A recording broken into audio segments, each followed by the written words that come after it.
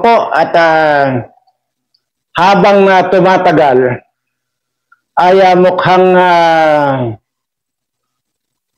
pasama ng pasama yung mga nangyayari dito sa atin. Ngayon ay ang tanong ko lang dito sa mga kongresista at saka dito sa mga senador na ito, ano yan, wala na ba kayong gagawin? O wala man lang isa sa inyo ang maghain ng resolution na para pag-usapan yung nangyari kay BP Sara na yan at tinanggalan ng bodyguard na yan? But anyway, bago tayo pupunta diyan, ay gusto ko lamang pong sabihin sa inyo, mayroon po kayong kailangang bantayan diyan sa Senado. At ito po ay mayroon na pong pattern. Yung palagay ko ito, siguro mga 2 hanggang 3 buwan mamamatay na rin to. Pansinin po ninyo yung itsura. Ay para nang humahabol na kay Remulla. Ayan. At ayaw ko na po magsabi rito kung ito po ay napasali doon sa aking tinusok ang tumbong. Deserve ninyo yan. Yan ang bantayan ninyo. Mamamatay yan after in 3 months time. Panari po yung mukha niya, iba na. At yan, ito po yung ito po yung nandyan niya sa unit team dati. Ngayon, kinakalaban na si Inday Sara kung ano-ano nang sinasabi kay BP Sara. Samantalang yan ay inadapt lang yan. Talagang maraming napakawalang utang na loob. Pero yan, at kitang-kita naman sa manifestation ng kanyang pagmumukha at katawan ngayon ay mukhang magagaya na ito kay Remulla. But anyway, ay nakita niyo po ba si Enrile na umattend dyan sa hearing sa Senado ba yan o sa Kongreso? O sa Kongreso yata, yung hearing, hindi po ba? Tingnan nyo naman, 100 years old lang yan, bangingi na. Ganyan-ganyan na. Inaakay na lang. Para ng lasing. 100 years old pa lang yan. Kumpara mo dito sa pagmumukhang ito, nakaharap ninyo. 175 years old, pero itong itsura. Kasi, pinagpapala. Yang ganyan siya, yan naman yung isinumpa. Kaya ganyan yung itsura. Ganyan po yan. At lahat po ng ipinagpapala ng ating Panginoon, parang tipong walang kamatayan. Kaya kung masabi ko at 175 ko na. So ibig sabihin, ito pa, ganito pa itsura ko, kumpara dito kay Enrile, nawala na. Kita nyo naman siguro nung dumalo sa hearing dyan sa Kongreso. At hindi ko sure kung Kongreso ba yun o sa Senado na inaakay na. Yan yung mga isinumpa. Yan. Ayun ba naman inuubos lahat ng kahoy sa Cagayan? Ngayon, mayroon pang kaso na kinakaharap yung ganyang edad. Tingnan nyo ha, ganito ang batas natin dito sa Pilipinas. Ididili yan hanggang sa mamatay na lang yung may kaso. Pag namatay yan, di wala na, absulto na. Tingnan nyo. Ganyan yan. Tingnan nyo isang kwan dyan, yung isang convicted dyan. Na-dismiss yung kasong plunder, pero doon sa bribery, hindi pa, dinidinig pa. Tingnan mo yung mga kwan, ito na si Jinggoy. Tingnan mo. Convicted na yan. Pero kung magsasalita niyan, kala mo napakalinis. Grabe. Diba? Mabalik na tayo doon sa main topic natin. Basta yung tandaan ninyo hindi ko sigurado kung ito yung isa ito sa natusok ang tumbong. Wala na, maimpis na yung mukha. Maputla na. Parang si Remulla na parang inihaw na inihaw na hito. Diba? Kita nyo naman yan. At hindi ko nga lang pwedeng pagsabay-sabayin yung yung pagtutusok kasi at least 2 hanggang 3 tao or 4 na tao lang ang kaya kong tusukin sa loob ng 1 linggo. So hindi ko pwedeng pagsabay-sabayin niya na tusukin lahat yan, hindi eh. Hindi po ganun. At kasi mahaba pa po ang proseso after na matusok po ang tumbong niyan or either itong ngalangala, mayroon pa po ang pagdadaanan yan, 1 oras pa po yan nakasalang sa apoy. Ayan. At basta marami pa pong 3 pa pong pagdadaanan yan, hindi lamang po yung basta tinusok ko lang. Yan yung kwan. Anong kaalaman yon? Kaalaman pa rin yon na ibinigay sa akin. Kasi kung hindi mo na ibinigay sa akin na kaalaman yan, hindi ko alam yon, di ba? So ngayon, yan sinasabi ko na nandiyan sa Senado, 24 lang naman yan. Pansinin nyo na lang na talagang namumutla na. Mga 2 to 3 months din yan siguro, baka mamaalam na rin. Baka Ave Maria na rin yan. At baka yung senador na yan ay kung wala ka pang barong, nag-o-offer ako ng barong dito, napakarami kong barong dito na tiyak na wala ka pa nito. Dahil itong mga barong ko na ito, hindi kagaya ng mga barong ninyo dyan, kahit na masabi na nating mamahalin yung mga barong ninyo yan, hindi nyo pa rin ako pwedeng lampasan.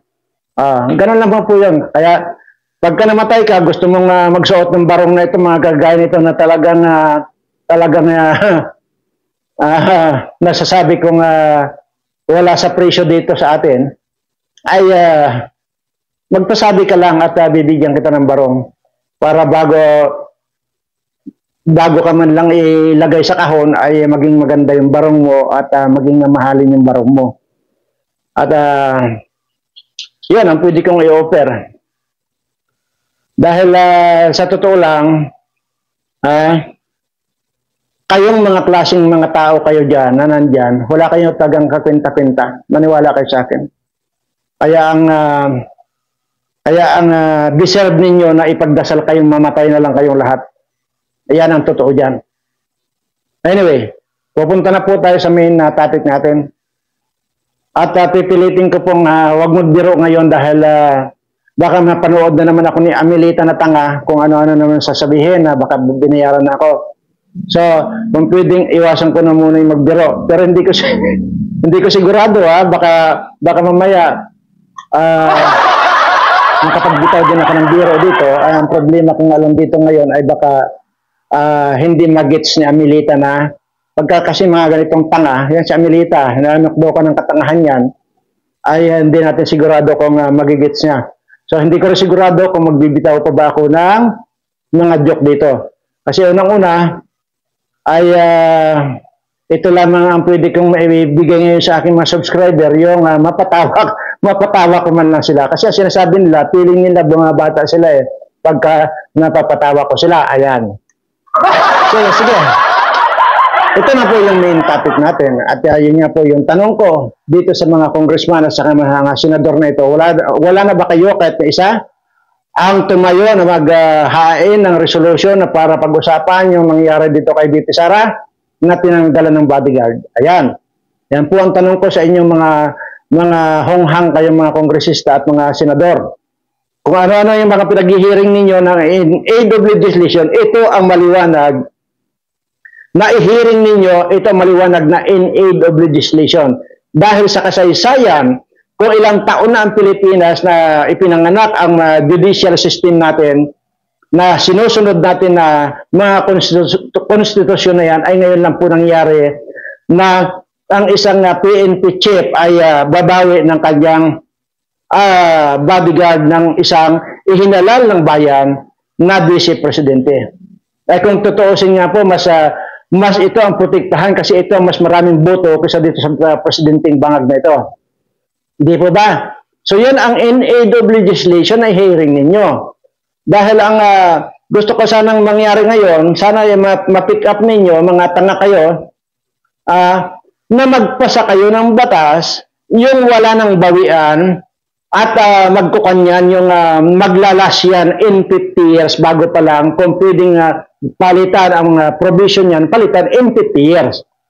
Ganun lamang yun. Hindi yung kung nakursunadahan nyo lang, pag nakursunadahan nyo lang, antimano, papalitan nyo agad ang provision yan para makagawa agad kayo ng kung ano yung gusto nyo gawin. Ang ibig ko sabihin dito, magpasa kayo ng batas na maglalas or tatagal ng 50 years na hindi pwedeng baguhin. Ayan. Kagaya na lang niya mga bodyguard na yan na dapat talaga may naka-assign na bodyguard dyan sa Vice President na yan. At nasa batas naman talaga yan. Kung itong mga hunghang at mga kawatan ng mga kongresista, may mga bodyguard yan, o ano pa kayo itong VP, yung Vice President natin? At ito yung napakadelikado, lalo na itong si VP Sara na ito, ang daming sinagasaang mga NPA ito, mga terorista ito. So, nandun yung panganib sa kanya. Kaya magpasa kayo ng batas yan na hindi pwedeng pakialaman ng kahit na sino. Dahil ngayon ang nangyayari ngayon, pag kayang gustong gipitin, gigipitin nilang ng bangag at saka butod, gano'n.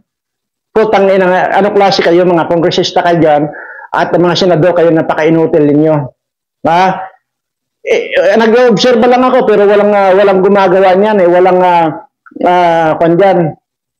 Oo, may ginawa si Bato at saka itong si Robin Padilla at nanawagan na yung magbubulunteer ng bodyguard para dito kay Sara. At yan na po, sinagot ko na po. At maliban pa po dyan ay marami pa pong nag-volunteer kagaya po nitong ating mga kapatid na MNLF na kung saan ayan po yung Moro National Liberation Front na nagkwan din po, nag-volunteer din po na willing din silang magbantay dito kay BP Sara, magbantay ng kanyang seguridad. At nauna po dyan at nasabi ko na po dyan na parang imposible yung voluntary kasi unang-una ay mga kailangan din po ng pera yan, lalo na kung naninigarilyo sila or merinda nila or kakain sila, yung ganun po ba? So kaya po, ako na po ang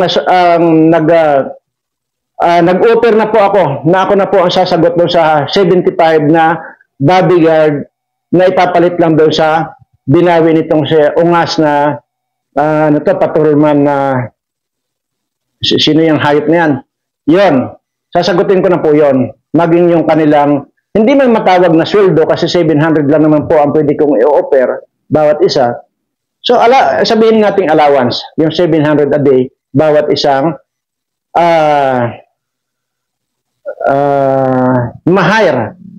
Pero sabi ko nga po, hindi po ako ang magre-recommenda. Bagamat ako ang nag-offer na ako magbabayad sa mga sweldo ng mga yan, ay hindi po ako magre-recommenda kasi unang-una po, ayaw ko pong masisi balang araw na baka sabihin na yung inirekomenda ko tarantado o gago.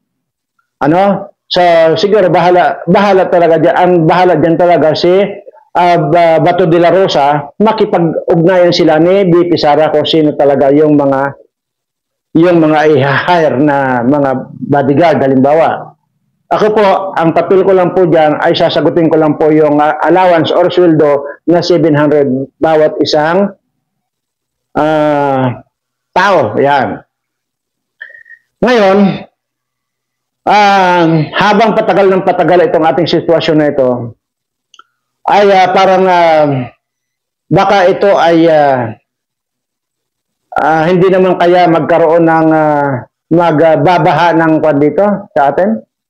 Baka tayo rito ay magpapatayan tayo. Baka tayo lang mga Pilipino. Di po ba? Habang tumatagal, tumitindi na po eh. Naalala ko tuloy, yung aking mga kababayang mga mangyan dito sa amin sa Mindoro, one time kasi na dinala ko diyan sa Maynila, yung mga isang truck po yan, mga dinala ko rito, pinasyal ko talaga yan dyan sa Maynila para makita naman nila yung Maynila. So ngayon, ay dahil sa mainit niyang panahon noon at nagkataon na may nagtitinda doon sa tabing kalsada ng halo-halo. So, para gusto ko rin mapatikim sila ng halo-halo. Binigyan ko sila isa-isa, isang truck po yan sila, na pinasyal ko rito sa Maynila, diyan sa Maynila. O di ngayon, sa madalit salita, ay binigyan ng tigit-tigisa silang halo-halo. Pagkatanggap nila ng halo-halo, ng pagkahawak nila ng halo-halo, ay nilamon ng nilamon, kinutsara ng kinutsara, kinain ng kinain. Tapos ngayon, kaganito na natira sa baso. Doon na sila, sabay-sabay nagtinginan sa isa't isa. Kaya nagtinginan silang isa't isa kasi nga, kaya pala nagtitinginan sila dahil nung hindi na nakatiis yung isa, yung pinaka big boss, pinaka matanda nila, nagtanong na sa akin. Ang tanong sa akin, bakit ito, sir? Ito ang halo-halo na binigay mo sa akin, sa amin. Habang lumalalim, sumasarap.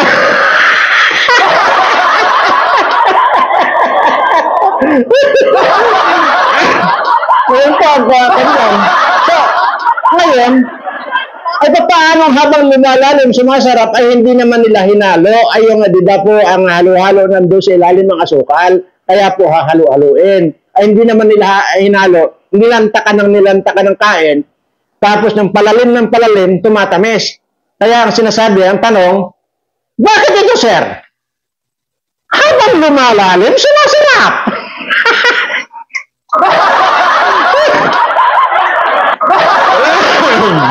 Ay, sorry po Sabi ko, iiwasan ko na ang magbiro dito, pero ayan, at hindi ko na naman natiis na kapagbira dito. Ay baka naman seryosohin ito mamaya ni Amelita na tanga. O Amelita na tanga, ngayon pa lang sinasabi ko na sa iyo na yun ay kwento na totoo. Baka sabihin mo na naman na binayaran na naman ako dahil sa pagkukwento ko ng mga katutubong mangyan dito sa amin. Yan, meron pa rin isang tanga. Meron pa rin. Pero hindi ko na kailangan na i-discuss pa dyan. Talagang gusto kong puruhan dito yung sinasabing baka binayaran na rin daw ako ni Bangag. Ay, ito nga, papanood mo. Ako nga nag-o-offer na magbayad dito sa lahat ng mga 75 na nawala na bodyguard ni BP Sara. Paano mo sabihin na binayaran ako ni Bangag? Di Bangag ka rin. Bagay, hindi Bangag ito si Amelita dahil ito ay tanga. Ayan. So, ayan po. At yun lang po ang puna ko. Bakit hanggang ngayon wala pa pong tumatayo na isa man lang sa senador or either sa kongreso na naghahain ng resolution na pag-usapan. Iyan tungkol sa pagpo-pull out ng bodyguard na BP Sara. Ayan. So, sabi ko nga po, pag hindi po naagapan ito, ay baka tayo, mga Pilipino, magpapatayan dito. Pero, sisiguraduhin ko sa inyo na nakakalamang na ako. Dahil unang-una, naghahamon nga ako rito ng patayan sa inyo, di ba? Doon sa Luneta, magpapatayan tayo. Wala akong hawak na baril. Kayong lahat ng mga kawatan diyan, kayo ang may hawak ng baril. Sabay-sabay niyo akong rat-ratin. Sige. Ngayon, pagka hindi niyo ako napataob, ay pagka binalingan ko kayo, siguradong hapay kayong lahat sa akin. Yan lang masabi ko. Hindi malayong mangyari ito at hindi rin malayong mangyari na baka itong pagdating ni BP Sara galing Germany ayaw natin. Pero parang may ayaw ko munang i-discuss yan. Ano yan? Alam ko ang karakter ng isang tao.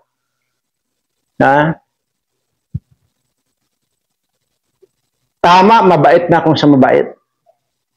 Yung mabait na yon ang delikado. Maniwala kayo sa akin. At alam niyo kung nagdeklara ng kanyan, ng gulo? Or nagdeklara ng people power yan? 32 million ang bumuto niyan. Lahat yan, maniwala kayo sa akin, dagsa yan ng tao. Baka hindi lamang 32 million, kahit na nandyan pa sila sa Mindanao, nandyan sa Kabisayaan, baka dadagsa yan dito sa Metro Manila. Yun ang ingatan mo, bangag. Ha? Sasagasaan ka niyan, maniwala ka sa akin.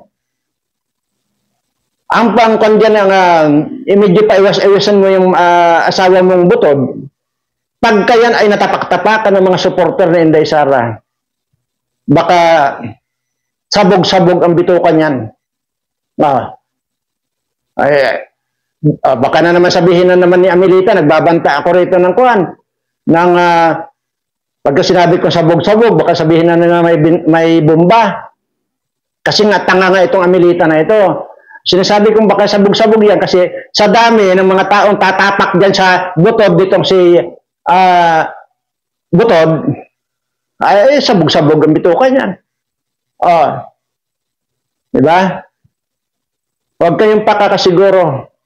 At pagka nangyayari yun na nagdeklara ng marsya ng people power si Sara dahil sa ganyang pang-aapi ninyo, diyan magkaalaman.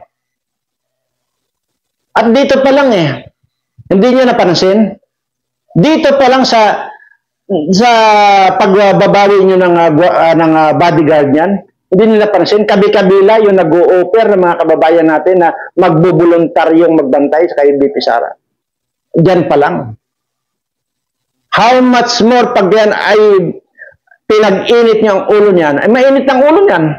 Doon lang sa open letter niya, mainit ang ulo niya. Maniwala kayo. Ha? Hindi yan ang tipong tao na magdadadaldal lang. Na kagaya nitong butod Lisa na ito na magsasabi pa ng bad shot. Ayon si Inday Sara, hindi magsasabi ng bad shot yan, pero pag nagsalita yan, isa lang, ang impact niyan, tanggal ang kaluluwa mo. Maniwala ka. Tingnan natin pag uwi ni Inday Sara. At yun mga kababayan, yun ang abangan natin dahil nga ang taong hindi pala salita, malalim yan. Kasi maging sa ilog, kapag ragasa ng ragasa ang ilog, mababaw yan. Pero ang ilog na tahimik yan, sobrang lalim yan. Tingnan niyo si Sara. Madalang magsalita yan, pero malalim ang kanyan. Yun lang, sinabi niyan tambalos-los di ba? Pansin nyo? Lahat na ng tao, tinambalos-los na itong si tambalos-los. Ano pa kaya pagka yun ang nagsalita ng bangag at saka butod? Putra, maniwala kayo sa akin. At ito talaga, hindi ko talaga pa nito. Actually, 2 weeks na yung nakakaraan, hindi ko ibinidyo dito, hindi ko nilagay sa video itong yung pagtutusok ko ng tumbong na yung sinasabi ko senador na namumutla na. Kita, hindi yan. Ganyan-ganyan dati si Remulla, ang ganda ng aura niyan. Bilog ang mukha yan. Tingnan nyo ngayon, parang parang inihaw na hito na. At akala mo, wala na. Parang on and off na yung kaluluwa niya. Yung anino niya, on and off na sa katawan niya. So, ibig sabihin, wala na sa wisyo. Ganon din itong senador na ito. Ito yung traitor na senador na nandyan sa unit team dati at nagbiro pa ngayon si Inday Sara dati. Tanda ko pa yan, nangangampanya biniro pa yan ni Inday Sara Pero ngayon kinakalaban itong bullshit na ito. Ngayon, deserve mo ang mamatay in 3 months time. Yan yun. At marami pa yan. Marami susunod yan.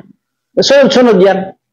Hindi nga lang talaga mabigla-bigla yan. Siyempre, ay kung dito lang sa harap ko yan, on the spot, mamamatay itong mga ito. Since na dadaanin natin sa kwan yan, dadaanin natin sa flow ng hangin, ay medyo matatagalan talaga. Pero mararamdaman na nila yung Dapat nilang maramdaman. Pero kung dito na sa harapan ko, on the spot, tutudasin ko itong mga ito. Pero dahil nga sa hindi naman ako makalapit dyan, dahil sobrang dami ng bodyguard, mayroong isang kwan dyan, kongresista at senador, 50 ang bodyguards. 50. O itong tarantadong marbil na ito, dapat yan ang pinagtatanggalan ng mga bodyguard, yung mga congressman, at saka senador na ito, tanggalan na ng isa-isa yan, o dalawa. Bakit ito pa man din si VP Sara ang tinanggalan ng 75 personnel bodyguards? So, ibig sabihin, maliwanag na ito na talagang may plano silang patayin itong si VP Sara. Maliwanag yan. Kaya nga, ang sinasabi ko nga rito, baka nga hindi na makatiis si VP Sara pagbalik niya rito, magdideklara na ng people power yan. At mga kababayan, kung sakasakali mat magdeklara ng people power na itong si VP Sara, kuyog na tayong lahat. Kuyog na tayo. Huwag nyo nang isipin kung mayroon kayong makakain dyan sa during people power. Huwag nyo nang isipin yun. Ayoko rin naman magsabi dito, nasagot ko na yun kasi baka mamaya pag-initan din ako ng mga animal na ito. Pero pag nandiyan kayo, baka malamang may magpapakain sa inyo. Ganun lang ang sabihin natin dito. Kasi mahirap eh. At isa pa mga kababayan, sa totoo lang maraming gusto ng magsalita. Pakinggan nyo mabuti ito. Marami, sobrang dami. Yung mga gusto ng umalma, magwala at magsalita. Ang problema, may mga negosyo silang pinoprotektahan. Yan po yung sinasabi ko sa inyo. Na all the time, gamitin nyo yung inyong pag-iisip na hindi dapat lahat ng mga negosyo nyo nakaregister dyan mismo sa sarili ninyo. Para sa ganon, magkaanuhan man, hindi nila pag-iinitan yung mga negosyo ninyong yon. Kaya yun pa lang nung uno pa lang kasi wala na talaga akong tiwala kahit pa sino wala akong tiwala talaga. Kaya yun ang ginagawa ko. Maghanap ngayon sila kung saan yung mga negosyo ko. Di maghanap sila. Ganun lang po yun. Kaya yung advice ko sa inyo, ngayon pa lang, pero kung ngayon pa lang ninyo kayo magpapalipat ng pangalan sa mga business niyo, huwag po niyong gawin yan. Kundi, ang gawin nyo, palitan nyo ng pangalan, yung business nyo ngayon, kasi yan ang nakaregister sa inyo, tapos yan ay ipangalan nyo sa ibang tao. Pero ngayon kasi, makukan pa rin yun, malulukit pa rin yun kasi sa pag-iimbestiga yan, kung saan galing yung ganito, lalabas yan. Kasi ako, talagang sapul yan.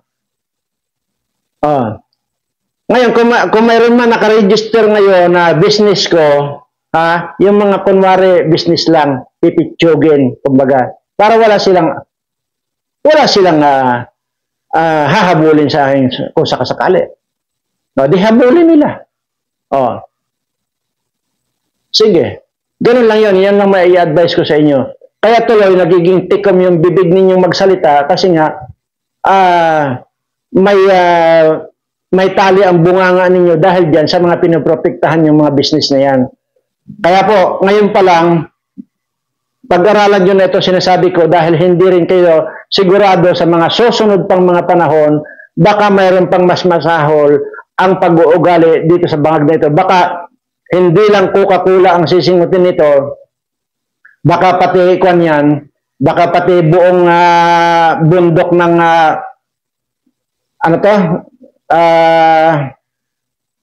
Norsagaray, baka singutin na rin niya yan. So mas malala. So ngayon pa lang, gawin nyo na ito sinasabi ko para hindi kayo masilipan. Ngayon, at nagpapasalamat naman ako rito sa mga kapatid nating mga Muslim na MNLF na kung saan yan po ay ang chairman po diyan ay si Professor Normy Suare. Salamat sir sa pag-o-offer ninyo kay BP Sara ng bodyguard, pero ito yung pinakamalaking sampal sa gobyernong ito. Ito ngayon ang tatatak sa kasaysayan ng buong mundo na yung individual ang nagbigay ng bodyguard sa Vice President ng Republika ng Pilipinas. Yan. Tatatak ito sa buong mundo.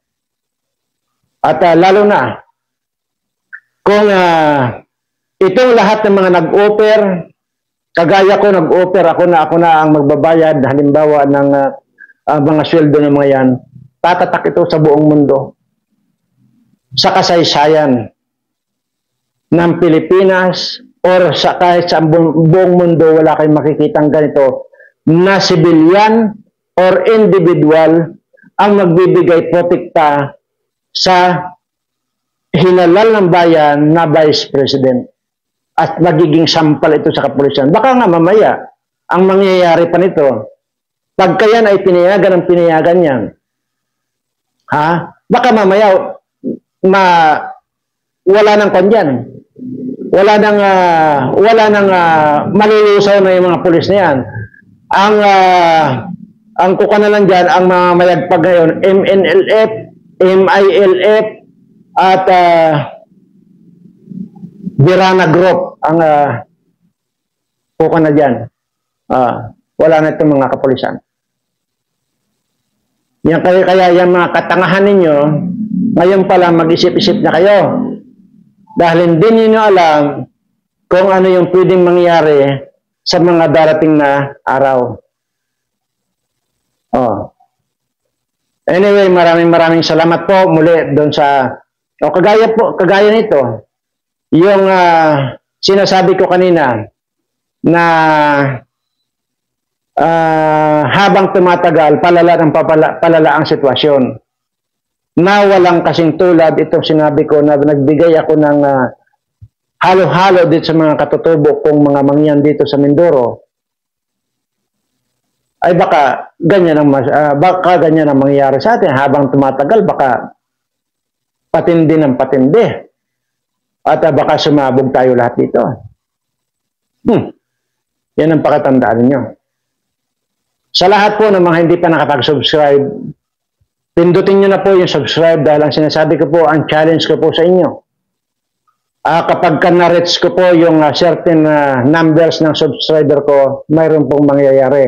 Sana kung noon nyo pa ginawa yan, baka ngayon nakita nyo na yung mangyayari na sinasabi ko. Bagamat hindi pa, well, antayin natin kung kailan natin makukumplito yung certain numbers na subscriber na inaantay ko para may mangyari na. Maraming salamat po doon sa mga naidagdag ng mga subscribers ko ngayon. At pakatandaan nyo, hindi ko naman sinasabi na mag-subscribe kayo rito para ako ang magbibinipisyo. Ang magbabinipisyo po yan, sinasabi ko po yan sa inyo. Sa inyo po, ang YouTube channel ito, sa akin lang po nakapangalan, ang magiging kikitain dito ay para sa inyong lahat. At yan po ay ginagawa ko na. Kagaya nung pensyon ko, wala pong natira kahit sa akin, kahit sintabos po, lahat po yun ay binigay ko sa parapol natin. So kayo po ang sa inyo po napunta yun. Ganoon lamang po at maraming salamat po muli at mahal na mahal ko po kayo.